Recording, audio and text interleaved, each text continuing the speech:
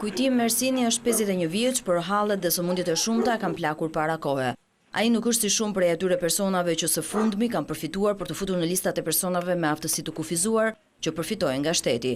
Fati ka qenë mizor me të që në lindje. Ai ka lindur me një defekt në këmbë, të cilin nuk ka pasur kur mundësi që ta riparojë, ndërsa në moshën 10 vjeçare hoqi njërin veshk.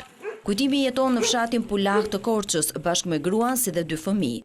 Sidomos mjaftonin gjithë sëmundjet e tij, 51 vjeçari prej më shumë se 20 vitesh ka edhe një hall tjetër më shumë, pasi gruaja e tij vua nga probleme psikike.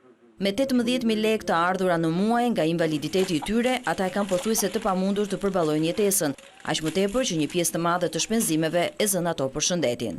S'janë të mjaftueshme se jemi më shumë të smurë se të shëndosh.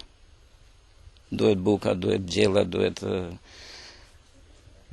ilaçet. Për ta pasur më të lehtë ecjen, kujtimit i nevojiten këpucë të posaçme, por duke qenë se ato kushtojnë shumë për të ardhurat që ka familja e tij, ai i përdor këto këpucë të konsumuara prej 7 vitesh.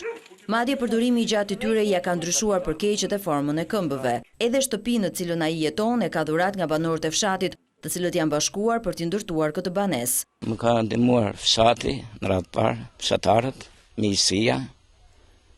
Edhe kush më ka bërë suatimin, kush murin, kush çatin, me ndihmë e kam bërë. Kujtimi ka një sipërfaqe të vogël toke, por vetë ka krejt të pamundur ta punojë, ndaj dhe për këtë më shumë i mbetet djerë.